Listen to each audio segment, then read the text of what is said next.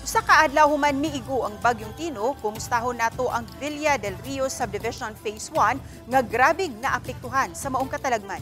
Ini ang report ni Alan Domingo. Kini ang talan-awon kagahapong adlaw atol sa pagkusukuso sa Bagyong Tino. Gipatong-patong ang masakinan nga gianod sa baha. Tanang sakinan nga iyang naagian gisilhig og daw sama sa mga duwaan nga gipang-file sa mga karsada sa sulod ug naasab sa basketball court.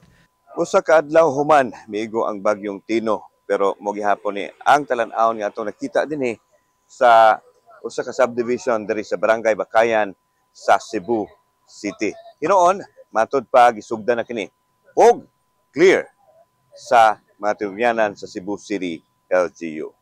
Ana ang gihapon sa ilang nahimutangan ang masakinan nga gisugdan na sa paghawan apan giuna lang una ang naa sa interior portion. Nasayran nga mokapin sa usa ka katos ka masakinan ang napiktuhan gikan sa 300 kapin nga ka mga panimay sulod sa subdivision. Apil ang balay ug ang masakinan ni Maria Martha Kapilitan diin makita ang iyang puwa nga auto nga mipatong na sa laing sakyanan.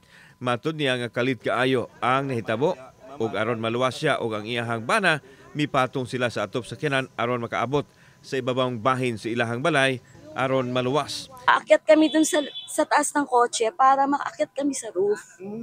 So lahat kami nahuli kasi kami dahil nga natrap kami sa loob.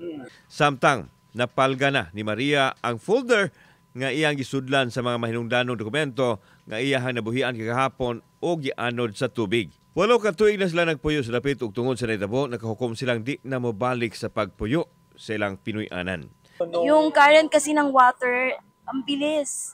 Tapos kaming tatlo, yung asawa ko, ako, tsaka si Sean, natrap kami sa loob ng bahay. Binabacuum na yung water, hindi namin ma-open yung doors. Kauban si Godfrey Lian, ako si Alan Domingo. Balitang Bisdak.